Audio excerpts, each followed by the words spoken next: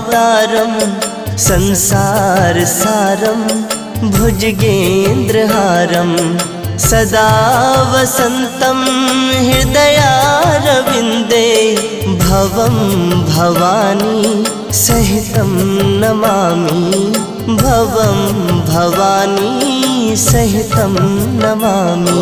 ॐ कर्पूरगारं करुणावतारं संसार